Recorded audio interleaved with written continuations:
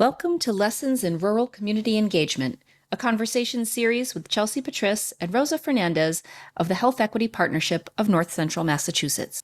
So we wanted to talk about listening to community as a core activity. There are so many times when I've heard people come to us and say, I really wanted to be at this meeting, but my boss says that that's not part of my core activities anymore, or that I'm doing I'm going to too many meetings, or I'm questioning whether I should be at this event. And I think, when you work in rural communities, a lot of times you have a lot of communities that you represent, and you're making a lot of choices, right? About like where you're going to go and how often and how embedded you're going to be in certain activities. But if you're not embedded in the community and you just come in to do like a community engagement activity, and then you're like, thank you very much, community. I'm gonna like walk away back to my like main office in the big city over there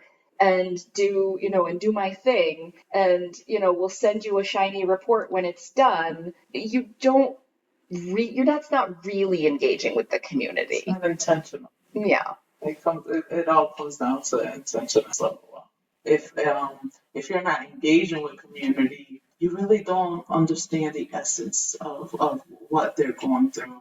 You don't feel the pain. You don't feel and so it could move you, or build that passion and empathy to move and be a strong advocate within your own organization. So when you build those relationships, it goes back to those aha moments. Like, I didn't know Miss Johnson was alone at home, and really didn't have no family members near her. I see her every morning in the market, but I had no clue. But that didn't happen if I didn't build a stronger relationship with her, where she felt trust enough to share.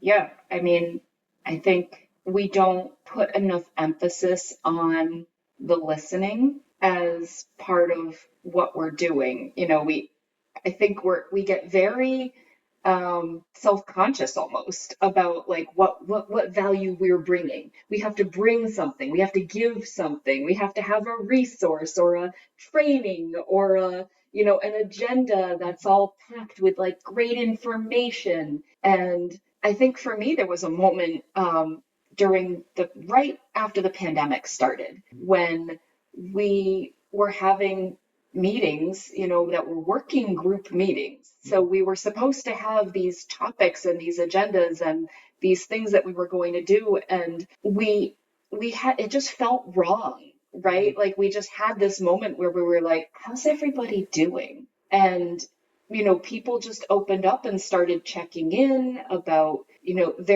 their life, like what their life and their work looks like right now, things they were worried about with their clients and their community and their own family and their own selves as, these things were unfolding. And we got to the end of that meeting and everybody had just, talked and opened up, and we got to the end of the meeting and I got that old like worry, like did we make good use of our time, right? And I asked, like, did this feel like worthwhile to people? Did this help anybody? And everybody was like, yes, I needed to do this. I needed to connect with other people and just share what's going on with me and what's going on with the people who I'm connected with. And some of that was, their clients. So how are they connecting at work and in their communities? And it was just so powerful to realize that just listening is an important activity. We evolve. It's an evolution. So when we start to listen to one another, we start to identify those gaps in our heads. We start to identify the things that are missing, and we're problem solvers. So we start to solve. How can we solve these problems? We're hearing these problems as they come in, and we, the community advocates, community organizers, all of those, we're trying to figure out what can we do to resolve those issues. So it's so important to engage the community, because we don't know what the issues are unless they vocalize it. And the only time they're going to vocalize is if they feel compassionate enough, they feel like they're being heard, and it's and that they're engaged also in the process, and that we respect their voices and with pride and dignity, and so we have to take all of that into account when we really engage in community members. It's really to solve the problems of the world. And I know you're talking about the pandemic, but I think the pandemic taught us a lot. I think that's important, that listening doesn't mean that you're taking in everyone's problems and that you're going to go solve all of those problems.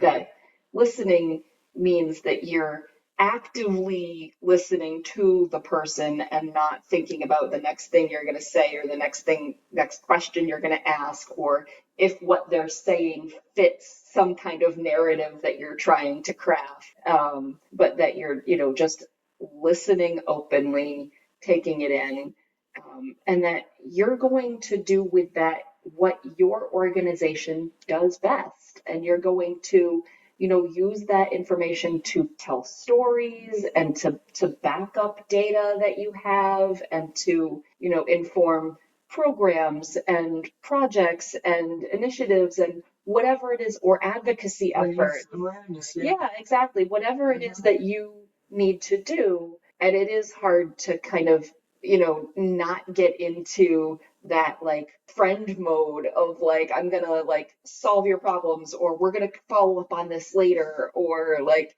because you're probably not, and you can't do that with every community member all of the time. Maybe you can connect some of them with resources. Well, the follow up later, I mean, the following up is critical too, because that's where the trust, the, the, building the trust and building those relationships is important.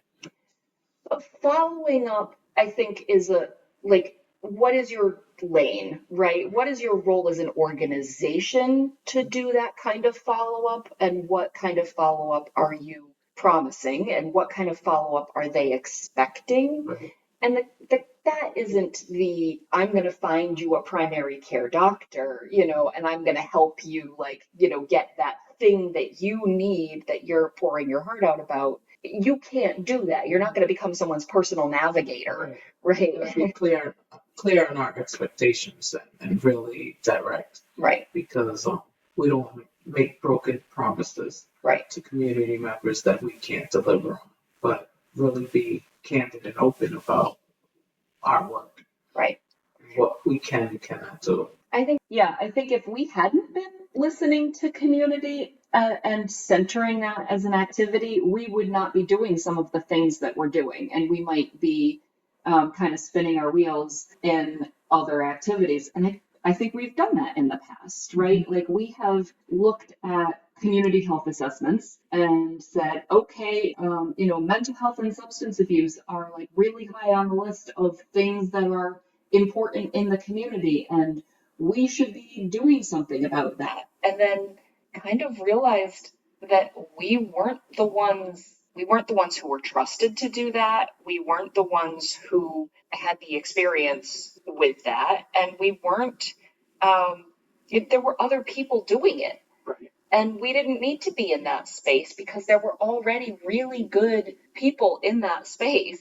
And is the problem still huge? Absolutely. But we weren't the right ones to be doing it. And that was okay. And just learning that was okay. It wasn't a failing on our part. It was, a learning of, and by listening to community and really listening to our stakeholders, we learned, where to put our emphasis and where are the gaps, right? And where is the need for what we do, which is bringing organizations together to talk about big problems that are systemic issues. And, where was it okay to kind of say, well, this is going on its own. Like, we don't need to step into that space.